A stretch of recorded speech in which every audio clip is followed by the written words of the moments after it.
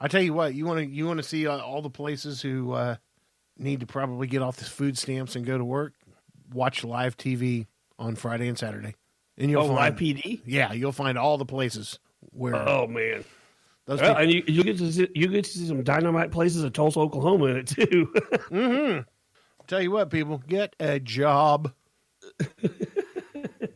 Get a job, but not you, Camilla Harris. Oh, Camilla. Camilla. I thought I knew we were segueing, but Oh yeah, I changed lanes, dude. Yeah. I thought you were going to zig and I zag. Yeah, no, we're doing 100, and there was a semi truck ahead of me, and nothing in the other lane. So switching lanes is good, especially when you move on to the Democratic Party. Oh, here we go. Yeah, well, Kamala Harris, she had to hit the road, Jack, and don't you come back no more. She suspended her campaign. She did not suspend her efforts, however, to impeach the president. Oh, God, dude. Can we get off this? We just got on it, but yes, we can get off. I mean, God, man, come on now. They're saying now there's a group of them. They're saying we want to. I don't know how they're using this term, but they're saying we want to impeach him again if he's reelected. Yeah, in 2021. If he gets elected again, 2021. They're already saying we're going after it again, and guess what? We're going to get a hold of Russia this time. Well, here's the deal. If you're already making battle plans for them, it doesn't sound confident about what you got going on now. I mean, yeah, you keep making these battle plans and impeaching the president when you should be, I don't know, figuring out how your state can replace some of its dilapidated bridges and infrastructure. Yeah, the stuff that kind of supports us people and helps us get around and get to work on time because we don't have to drive 50 miles around this bridge because the bridge is out. Yeah, those kind of people. Yeah. So how can you stand before the American people and make a statement like that? And there's people that are like tweeting about it, like, "Oh yeah." I'm like, do you guys not see how stupid this is? I mean, come on now. They don't. They have no idea how stupid they are. And I'll tell you what, if you're friends with mine on Facebook or whatever, and this pisses you off, feel free to unfriend me. I don't give a shit. But you're going to be that stupid when you should be helping your constituents and doing what your constituents want. What do your constituents at home actually want? Let me ask you that question. What do you know? Yeah, I mean, exactly. Do you know what they want? Or does every single one of them want impeachment? Have you looked at a cross section of people? Have you possibly put down on paper and done a little bit of freaking math to figure out, that 60% of your constituents think the impeachment thing is ridiculous? Maybe you should listen to the people that you represent. Or, I don't know. It's got to be grassroots. This has to be a complete grassroots thing. But let's take over this crap, get these people out of office, and get somebody in office who actually wants to do something for the constituent. I can't remember exactly who it was, but it was a witness for obviously the Democrats during this impeachment proceeding. Guy literally made the statement that, well, in some cases, hearsay is much better to have than facts. What? Yeah, if you have a shady judge. If you got a shady judge, hearsay is awesome. How in the world is that said during a congressional hearing and nobody... Back up. That made no sense. These people make no sense. It's all just become such a circus, man. I can't even... I mean, I used to keep up with the news daily. I can't do that anymore. It's hard just too insane. It's just too crazy. All right, we got to switch gears off this. I got a question for you. Now I know you guys just got on Dish. Are you? Yeah, I just put Dish back in the house. Right? Yeah. Are you enjoying it? Well, here's the one thing I know. I know not every day, but I mean on more days than not. Instead of having, I don't know, a dozen channels I can't watch, nothing's on. I've got 200. No, I've got like 500. I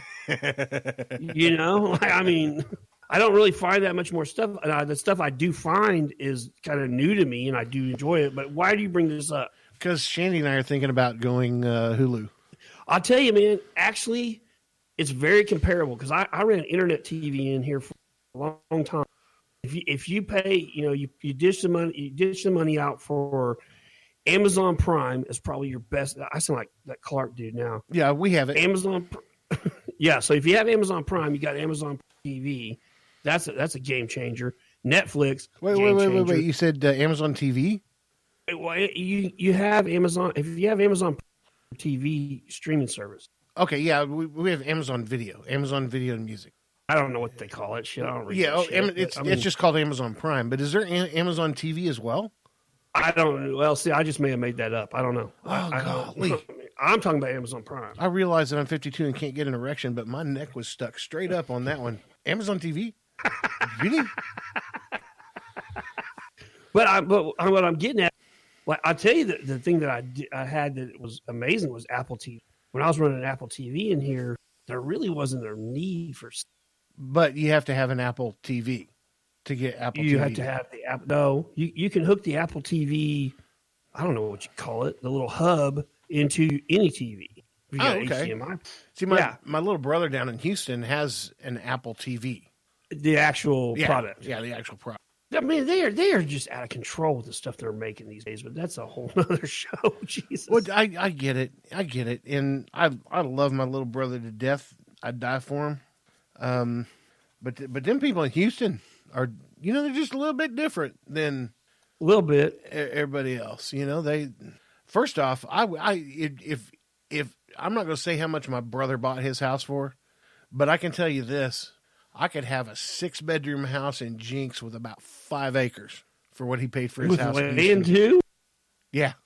And your little brother lives right like on the edge of downtown, doesn't he? Yeah. He lives in what's called the Heights, and great area, Houston. And I can't wait to go back. He's got palm trees in his yard, dude. Who has palm trees in their yard? Pretty dope. I wonder if palm trees would live in Oklahoma. I don't know.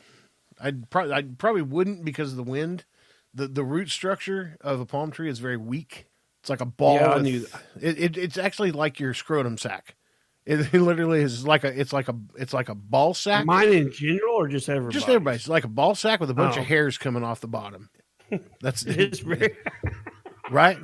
I mean, if you think about it, if you get down to the science of a palm tree, that's what it looks like. It's a scrotum with a bunch of hairs coming out.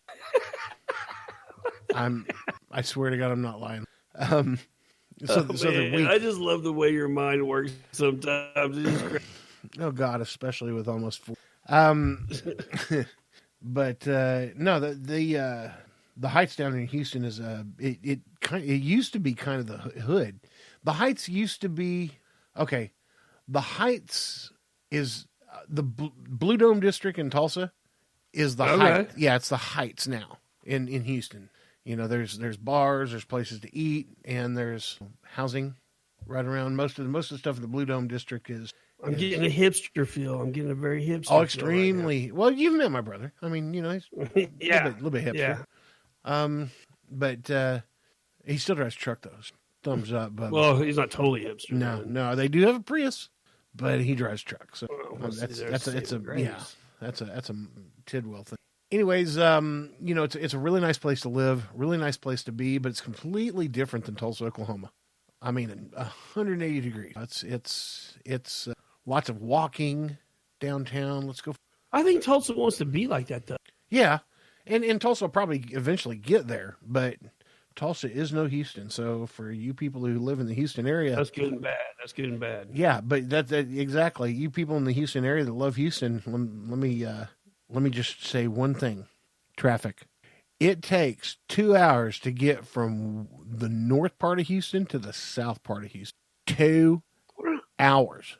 I wonder how many miles that is. Oh, it's probably 60. If we had a producer worth of shit, we'd know, but... Probably 60, but, you're also in major traffic on the interstate, especially like an hour before to an hour after rush hour. It's gridlock. The rest of the time, by Tulsa standards, don't they pretty much always have traffic? Yeah, by Tulsa's. By Tulsa standards, like when we moved here from Georgia, moving to Tulsa. Well, first off, people are like, "Why do you live an hour out of town? That's such a long drive." And I'm like, "Man, you should try living like 15 miles as a crow flies from where you work, and it take an hour and a half to get to work." Yeah, so I could do that. Right, an hour drive, actually 50 minutes is not bad. I dig it. It's brain time for me. It's think time. I actually get a chance to get my shit together before I get to work. Because my family knows a lot of guys that did. They're probably retired by now. That work for the sheriff's office in L.A. County, and those guys, there's a number of them that live hours from where I'm talking like 2.5, 3 hours, and they come into L.A. for their work week, stay in a bunkhouse, and then they go back home on their days off. But I'm literally talking, dude, 2.5, 3 hours from work, and that's how it is out there. It's always gridlock there. Yeah. You may still actually live in what they call L.A. Oh, that was my whole point to that. Yeah. Some of them, it's not a very far distance as far as miles goes at all. But my God, getting around there, if you're rich and you have a helicopter, awesome. If you're in Oklahoma City, first off, my secret binge on YouTube here lately has been Casey Neistat, and I'm a late bloomer to that. Everybody else knew who he was and what he did. And I'm just going to people like, have you seen these videos of Casey Neistat? Oh my God, blah blah blah. Yeah, it's like 9 years ago. Anyways, but all this stuff's still amazing to this day, though. It is, and his stuff that he first started doing in his videos, A, is still pretty pertinent for today, and B, his style of editing his videos back together is very unique, and it's not old. Yeah. It doesn't get old. No, he's definitely got this style that's by the seat of his pants. He kind of films things, the scenes that he films, he's kind of by the seat of his pants. But yeah, his editing style, I can't. You know who Edgar Wright is, Tiddy? You know who that is? No. He's done a lot, and nothing comes to mind off the top of my head, but he's done a lot of really cool movies. He's definitely got his own editing style, and Neistat's kind of picked up on that. He's very much developed a way of doing videos that's very unique and it's very talented. I mean, what he does is crazy talented. I love his videos. When a lot of his B-roll footage is, if you look at it, it's kind of funny because it does follow a pattern in that B-roll of just him doing something, and then maybe you'll see the cameras outside. He's like riding his skateboard, where right he says waves to somebody else, and then all of a sudden we go into fast forward mode for about 6 or 7 seconds, and then slow down for a second, and then back to fast forward mode through something else. It's kind of cool how he does it. It's definitely something that, and you and I have talked, like just in the stuff that we do. Like you watch TV in the evenings and you watch a movie or you watch commercials and you start thinking about how they shot that with the camera. Yeah. And to know what Neistat's going through to get that posted to YouTube and for people to see it in that presentation.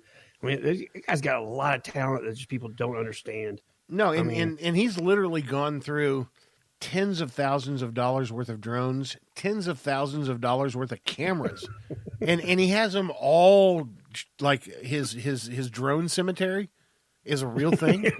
Yeah, it's got all those broken drones on it, and then his cameras are the same way. Because he's kind of a hoarder, in a little bit.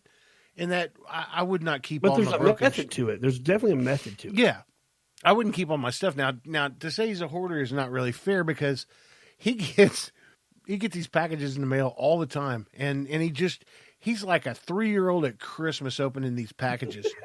They just shit flying everywhere over his back. He'll throw this over his right shoulder and this one over his left shoulder, a box of this and all that mess, and he'll have it and start figuring out there's pieces missing, so he's going back through the boxes he threw over his shoulder to get the rest of the pieces out, and it's pretty funny. But if you guys have never seen Casey Neistat on YouTube, CASEYNEISTAT, and he's not the prettiest guy in the world, by no means. Well, why'd you take that from him, man? Jeez. Well, I'm just saying that a guy with his looks, because he's not the prettiest guy in the world, a guy with his looks and a video camera and a good microphone and a skateboard turned himself into an empire. Well, I'll tell you the great thing about Casey Neistat is everything along the way that he's been told he can't do, he's accomplished. Yeah, he actually has one vlog, and it's titled "Do What You Can't." Yeah. And it's exactly about that. And talking about him with us and what we do is